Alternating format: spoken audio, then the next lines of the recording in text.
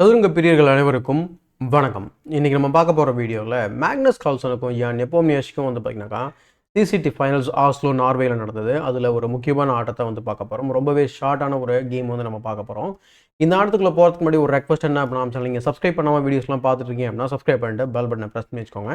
இப்போ இந்த கேமை பார்க்கலாம்.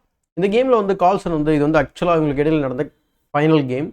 இந்த மேட்சப்பில் ஆல்மோஸ்ட் முடிய போகிறதுக்கு முன்னாடி நடந்த கேம். ஸோ டீட்டெயிலான அந்த மேட்ச் ரிசல்ட்ஸ் வந்து நம்ம இந்த வீடியோ முடிஞ்சதுக்கப்புறம் கேம் பார்த்ததுக்கப்புறம் நம்ம பார்க்கலாம். இந்த கேமில் வந்து கால்சன் வந்து ஒயிட் வந்து விளையாடுறதுல D4 வந்து ஸ்டார்ட் பண்ணுறாரு. கேம் ஆக்சுவலாக வந்து பார்த்திங்கன்னா E6க்கு அப்புறம் E4னு விளையாடி கேம் வந்து ஃப்ரெஞ்ச் டிஃபென்ஸாக டிரான்ஸ்போர்ட்ஸ் ஆகிறத உங்களால் பார்க்க முடியுது. ஸோ D5 நைட் C3, அதுக்கப்புறம் ஃப்ரெஞ்சோடைய ஸ்டெயினிஸ் வேரியேஷன் நம்ம வந்து இங்கே பார்க்குறோம். E5, அதுக்கப்புறம் நைட்டை ஓட விடுறாரு, அதுக்கப்புறம் நைட் CE2. ஸோ டிப்பிக்கலான ஒரு ரீமனவரிங் தான். ஸோ இது மாதிரி நம்ம வேர்ல்ட் சாம்பியன்ஷிப்பில் பார்த்துருக்கோம், இப்போ தான் பார்த்தோம். ஸோ நைட் CE2, அதுக்கப்புறம் C5 C3, night C6 develop பண்ணுறாரு, அதுக்கப்புறம் A3 வந்து போகிறாரு. ஐடியா என்ன அப்படின்னா, முடிஞ்ச அளவுக்கு வேகமாக வந்து B4 விளையாடும்போது பிளாக்குக்கு எந்த ஒரு பெரிய இஷ்யூமே ஒயிட்டுக்கு எந்த ஒரு பெரிய இஷ்யூ வராது. எஸ்பெஷலி D4ல் எந்த பிரச்சனையும் நமக்கு வராது. அதுக்காக அவர் என்ன பண்ணுறாரு, A5 போட்டு அதை தடுத்துடுறாரு. தடுத்ததுக்கப்புறம் நைட் F3, A4 போட்டு இன்னமும் அந்த ஸ்கொயரை வந்து பார்த்திங்கன்னா ஒரு மைனாரிட்டி என்ன சொல்கிறது, ஒரே ஒரு பானை வச்சுக்கிட்டு இந்த ரெண்டு பானை ஸ்டாப் பண்ணுற மாதிரியான ஒரு கதை தான். ஆனால் ஃப்யூச்சரில் இந்த ஸ்கொயர்ஸ்லாம் வந்து பார்த்திங்கன்னா நைட் வந்து ஆக்குபை பண்ண வாய்ப்புகள் இருக்குது. இது வந்து டிப்பிக்கலான ஒரு ஃப்ரெஞ்ச் டிஃபென்ஸில் இருக்கக்கூடிய ஸ்ட்ராட்டஜி தான். ஸோ இது போல் நீங்கள் ஃப்ரெஞ்ச் டிஃபென்ஸை எப்படி விளையாடணும், எந்த மாதிரியான ஸ்ட்ராட்டஜிஸ் வந்து நம்ம லாங் டேர்மில் ஃபாலோ பண்ணணும் அப்படின்னு சொல்லி உங்களுக்கு தெரியாமல் இருந்தது அப்படின்னா, நான் உங்களுக்கு ஸ்க்ரீனில் காமிக்கிற மாதிரி இந்த ஓப்பனிங் பிளேலிஸ்ட்டை நீங்கள் போய் செக் பண்ணி பார்க்கலாம். ஸோ தட் உங்களுக்கும் இந்த ஃப்ரெஞ்ச் டிஃபென்ஸை பற்றி நிறைய ஐடியாஸ் உங்களுக்கு கிடைக்கும். ஸோ H4, அதுக்கப்புறம் குயின் A5க்கு அப்புறம் பிஷப் டு D2 விளையாடுறாரு. ஸோ குயின் வந்து B6 போய்ட்டு B2 அட்டாக் பண்ண ருக் B1 புஷ் பண்ணி அதுக்கு பாதுகாப்பு கொடுக்குறாரு. அதுக்கப்புறம் பிஷப் E7 டெவலப் பண்ணுறாரு. பட் இந்த பொசிஷனில் வந்து பார்த்திங்கன்னா ரொம்ப நேச்சுரலான மூவ் தான் இந்த பிஷப்பும். இதில் எந்த ஒரு பெரிய தப்பும் இருக்கிற மாதிரி நமக்கு தெரியாது முதல்ல பார்த்த உடனே. பட் இங்கே சின்ன ஒரு இஷ்யூ என்ன அப்படின்னா, பிஷப் E7 பதில் F6 ஆடிந்தாங்க அப்படின்னா பிளாக் ரொம்பவே ஸ்ட்ராங்கான ஒரு கவுண்டர் அட்டாக்கிங் சான்சஸ் வந்து நிறைய இருந்திருக்கும். எக்ஸாம்பிளுக்கு night F4, C into D4, இது டிப்பிக்கலான ஒரு சாக்ரிஃபைஸ் தான். E6 பானை, F into E5. So bunch of pawns வந்து எக்ஸ்சேஞ்ச் ஆகுது. இதில் ஐடியா என்ன அப்படின்னா, F5 வந்து பிளாக் வந்து ஓப்பன் ஆகும். C into D4க்கு அப்புறம் night to F6, night is under attack. So அதனால் நைட்டை மூவ் பண்ணுவாங்க. அல்லது நம்ம இவ்வளோ தூரம் வந்துட்டோம், போகிற போக்கில் அவனை வெட்டிட்டாவது போகும்னு சொல்லிட்டு போனாங்க அப்படின்னா அதான் பெஸ்ட்டுமோ. அப்படி போகும்போது ரூக்கை வந்து F5க்கு கொண்டு வந்துடலாம். D into E5க்கு அப்புறம் நைட் டு E4. ஸோ ஆக மொத்தத்தில் இங்கே ஒரு வீக் பான் மாதிரி இருந்தாலும் பிளாக்குக்கு வந்து பார்த்திங்கன்னா எக்கச்சக்கமான ஆக்டிவிட்டி இருக்குது. இன்ஃபேக்ட் இது வந்து slightly better for black. But இங்கே வந்து பிஷப் E7 வந்து லூசிங் மூவ் கிடையாது. பட் பிஷப் E3 அதுக்கு ரிப்ளையாக வருது. ஆனால் அது பெஸ்ட் மூவ் கிடையாது.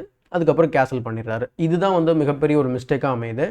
ஏன்னா இங்கே மேக்னஸோட பீசஸ் தான் பார்த்தீங்கன்னா எஸ்பெஷலி நைட் F4 வரப்போது இந்த லைட் ஸ்கொயர் டா ஸ்கொயர் பிஷப் கிங் சைடில் பார்த்துட்டு இருக்கு. இங்கே ரூக்கை லிஃப்ட் பண்ணுறதுக்கும் வழி விட்டுருக்கிறாரு. அடுத்து இந்த நைட் G3 போன பின்னோ இல்லை F4 போன பின்னோ பிஷப் D3 வரப்போகுது. ஆக மொத்தத்தில் குயிக்காக ஒரு 3லேருந்து 3லேருந்து ஒரு 5 பீஸ் வந்து கிங் அட்டாக் பண்ண போகுது. சரி, எத்தனை பேர் வந்து பாதுகாப்பு கொடுக்குறது ரெடியாக இருக்கிறாங்க அப்படின்னு நம்ம பார்க்கும்போது லிட்டரலாக இந்த ரூக் மட்டும்தான் பக்கத்தில் இருக்குது. ஓகே, இந்த பிஷப்பை கன்சிடர் பண்ணலாம். ஸோ அந்த காரணத்தில் கேன்சலிங் வந்து இங்கே ஒரு மிகப்பெரிய ஒரு லாங் டேர்ம் ப்ராப்ளமாக ஆகுது. சப்போஸ் இந்த இடத்துல கேன்சலிங் பண்ணுறதை தவிர வேறு ஏதாவது ட்ரை பண்ணலாமா கேட்டிங்கன்னா குயின் A5. இந்த குயின் A5 வந்து ஒரு இன்ட்ரெஸ்டிங்கான ஒரு பின்னு. இதே மாதிரி நம்ம வேர்ல்டு சாம்பியன்ஷிப்லேயும் இந்த மாதிரி குயின் A5 மூவ் நம்ம பார்த்து தான் எனக்கு ஞாபகம் இருக்குது. ஸோ நைட் F4, அதுக்கப்புறம் C into D4. என்னன்னா இந்த இடத்துல பின் அட்வான்டேஜ் எடுத்துக்கிறதா. அப்போ நீங்கள் பீஸால் தான் கேப்சர் பண்ணணும். இப்படி எல்லாமே கேப்சர் பண்ணதுக்கப்புறம் நைட்டு C5ல போட்டு E4க்கு வரதுக்கு முயற்சி பண்ணலாம். ஸோ எக்ஸாம்பிள் பிஷப் D3 இங்கே ஆடியே ஆகணும். அந்த டைமில் நம்ம வந்து ஈஸியாக கேப்சர் பண்ணலாம். குயின் into D3க்கு அப்புறம் even I think pawn to B6 followed by bishop A6 வந்து சம்டைம்ஸ் இரிட்டேட்டிங்காக இருக்கும். ஸோ பிளாக்குக்கு பிஷப் பேர் வந்து அமையும். ஸோ இந்த மாதிரி இருக்குது. பட் அவர் வந்து கேன்சல் பண்ணுறதுனால இம்மீடியட்டாக வந்து மேக்னஸ் வந்து அட்டாக் பண்ணுறதுக்கு தயாராகிறாரு. So queen to B3, queen C1, அதுக்கப்புறம் C into D4, C into D4, அப்போது நைட் A5. நைட் வந்து C4க்கு வரப்போகுது. ஸோ இந்த பொசிஷனில் வந்து நைட் A5க்கு அப்புறம் அவர் பிஷப்பை D3 டெவலப் பண்ணுறாரு.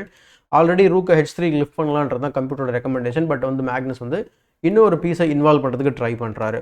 H6 போடுறாரு. அதுக்கப்புறம் ரூக் H3, ரொம்ப சூப்பரான ஒரு rook lift. Rook G3, night H5, and then already ரெடிமேடாக வந்து இங்கே queen bishop battery bishop queen battery இருக்கிறத பார்க்க முடியும். ஸோ பிஷப் into H6 ஒரு டிப்பிக்கலான ஒரு சாக்ரிஃபைஸ் ஐடியாவும் இங்கே இருக்குது. ஸோ நைட் C4 வந்ததுக்கப்புறம் அவர் பிஷப் C2 போட்டு ஃபஸ்ட்டு குயின் அட்டாக் பண்ணுறாரு. குயின் B5 போனதுக்கப்புறம் நைட் H5 போகிறாரு.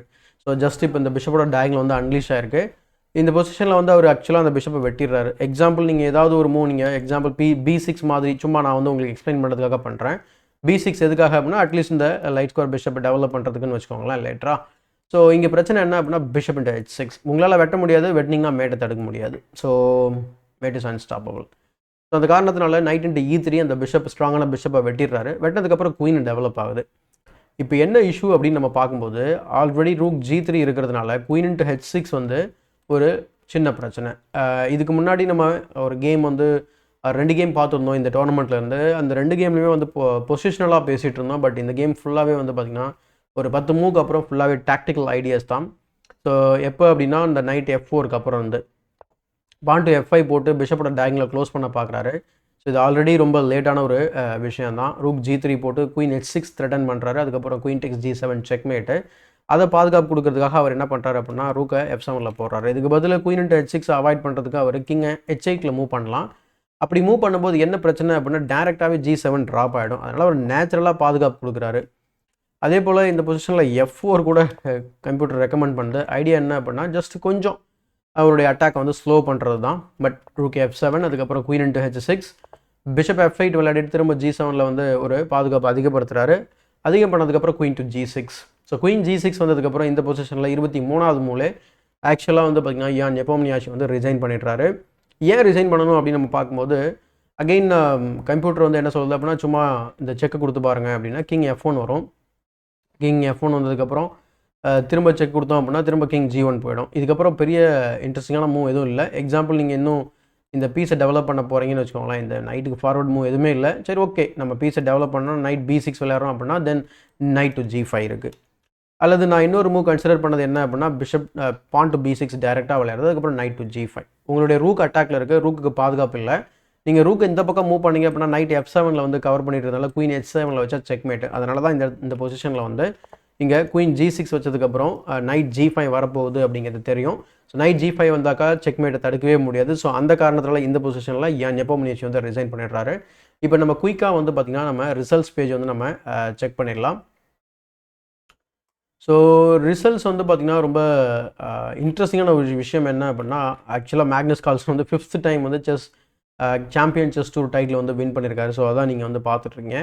ஸோ ரிசல்ட்ஸில் ஆக்சுவலாக வந்து பார்த்திங்கன்னா மேக்னஸ் கால்சன் 3 கேம் வந்து வின் பண்ணிங்க. ப்ராக்கெட் உங்களால் பார்க்க முடியும். ஃபைனலாக வந்து இருக்கக்கூடிய அந்த ப்ராக்கெட்டில் மேக்னஸ் வந்து 4 பாயிண்ட்ஸ் எடுத்திருக்காரு. யான் நெப்போம்னியாஷி வந்து 1 பாயிண்ட் எடுத்திருக்காரு. அந்த 1 பாயிண்ட்டை 2 கேம் ட்ரா பண்ணார். ஃபஸ்ட்டு 2 கேம் மேக்னஸ் வந்து வின் பண்ணியிருந்தார். அதுக்கப்புறம் 2 கேம் ட்ரா ஆச்சு. அதுக்கப்புறம் வந்து பார்த்திங்க அப்படின்னு சொன்னாக்கா ஃபைனல் கேம் அதாவது இந்த கேம் வந்து பார்த்திங்கன்னா இவர் வின் பண்ணிட்டார். ஆக மொத்தத்தில் 4 பாயிண்ட்ஸ் வந்து எடுத்து மேக்னஸ் வந்து பார்த்திங்கன்னா யான் நெப்போம்னியாஷை பெரிய ஒரு வித்தியாசத்தில் அவர் வந்து பார்த்திங்கன்னா அவரை பீட் பண்ணியிருக்காரு. ஸோ ஆஸ் யூஷுவல் இது எதுவும் நம்ம புதுசாக பார்க்கல. ஸோ இது வந்து மேக்னஸோட விஷயம். ஸோ மேக்னஸ் திங்ஸ் இதெல்லாம். ஸோ மேக்னஸ் வந்து பார்த்திங்கன்னா 5th டைம் வந்து இதை வின் பண்ணியிருக்காரு. So what can I say? So என்ன சொல்கிறதுன்னு தெரியல. இதில் விளையாடின பிளேயர் எதுவும் ஒரு ரேண்டமான பிளேயர்ஸும் கிடையாது. நீங்கள் எப்பவும் போல் அந்த ஒரு டாப் 10 to என்ன சொல்கிறது 18 பீப்புள் வந்து பார்த்திங்கன்னா ப்ளே பண்ணாங்க. அதில் ஒரு 10 பீப்புள் உள்ளே வராங்க. ஸோ அதில் நாக் அவுட்டில் போயிடுறாங்க. திரும்ப ஃபைனல்ஸில் யான் மாதிரியான ஒரு ஆப்போனண்ட். ஸோ இதை விட பெட்டர் ஆப்போனண்ட் நம்ம கேட்கவும் முடியாது. ஸோ ஆக மொத்தத்தில் இந்த இடத்துல பார்த்திங்கனாக்கா 20, 21, 22, 23, 24 இந்த கான்செப்டை வந்து இன்ட்ரடியூஸ் பண்ணதுலேருந்து வந்து பார்த்திங்கன்னா இவர் தான் அந்த சாம்பியனாக இருக்கார். இதுக்கப்புறம் இதில் ஒரே ஒரு சிக்கல் மட்டும் இருக்குது. என்ன அப்படின்னா அவர் வின் பண்ண இந்த கோப்பையை அடுக்க முடியாது. இந்த என்ன சொல்கிறது இந்த போஸ்டரில் அடுக்க முடியாது. அப்போ வந்து இந்த பேரெல்லாம் வந்து ரொம்ப சுருக்கி வைக்கிற மாதிரி இருக்கும். ஸோ அது மாதிரி ஒரு சிக்கல் தான் மேக்னஸ் கால்சனுக்கு வருது. நமக்கெல்லாம் என்ன சிக்கல் அப்படின்னா ஒரு கேம் முழுசாக விளையாடுறது தான் பெரிய சிக்கலாகவே இருக்குது. பட் இவருக்கு இந்த மாதிரி ஒரு சிக்கல் வருது. ஸோ அதுதான் வந்து மேக்னஸ் கால்சன்ஸ் அப்படின்னு சொல்கிறது. ஸோ அடுத்து வந்து பார்த்திங்கன்னா ரொம்ப சுவாரஸ்யமான விஷயம் என்ன அப்படின்னா வேர்ல்டு ரேபிட் பிளிட்சன் சாம்பியன்ஷிப் வந்து நடக்க போகுது. இப்போது டிசம்பர் 26 ஆரம்பிக்க போகுது. 26, 27 ஆரம்பிக்க போகுது. ஸோ அதில் வந்து பார்த்திங்கன்னா திரும்ப வேர்ல்டு சாம்பியன்ஷிப் வந்து பார்த்திங்கன்னா ரேபிட் பிளிட்ஸ் வந்து என்ன வாங்க போகிறாருன்னு தெரில. பட் இந்த டைம் டெஃபினட்டாக வந்து கொஞ்சம் காம்படிஷன் அதிகமாக இருக்கும் அப்படின்னு நான் நம்புகிறேன். So Arjun Erigaisi plus Fabiano Caruana so இவங்கெல்லாம் வந்து பார்த்திங்கன்னா முக்கியமாக இந்த கேம்ஸில் இந்த டோர்னமெண்ட்டில் நல்லா பண்ணி ஆகணும். ஸோ அப்போ தான் வந்து ஃபிடே கேண்டிடேட்ஸ்க்கு தேர்ச்சி பெற முடியும். ஸோ ஃபிடே சர்க்யூட் பாயிண்ட்ஸில் டேரெக்டாக உள்ளே வர முடியும். ஸோ அதுக்கு ட்ரை பண்ணுவாங்க. இன்ட்ரெஸ்டிங்காக வந்து பார்த்திங்கன்னா பிரகும் இந்த போட்டிங்கில் வந்து விளையாடுறாரு. ஸோ எல்லாத்தையும் மோஸ்ட்லி இம்பார்ட்டண்டான கேம்ஸ் எல்லாமே நம்ம இந்தியன்ஸோட கேம்ஸ் நான் கவர் பண்ண ட்ரை பண்ணுறேன். ஸோ இந்த வீடியோ பிடிச்சா லைக் பண்ணுங்கள், மறக்காமல் மற்றவங்களை ஷேர் பண்ணுங்கள். இன்னும் நம்ம சேனலை சப்ஸ்கிரைப் பண்ணல அப்படின்னா சப்ஸ்கிரைப் பண்ணிட்டு பெல் பட்டனை ப்ரெஸ் பண்ணி வச்சுக்கோங்க. இதே போல் ஒரு பயனுள்ள வீடியோவுடன் உங்களை சந்திக்கும் வரை உங்களை விடைபெறுவது உங்கள் சதுரங்க சாணக்கியன்.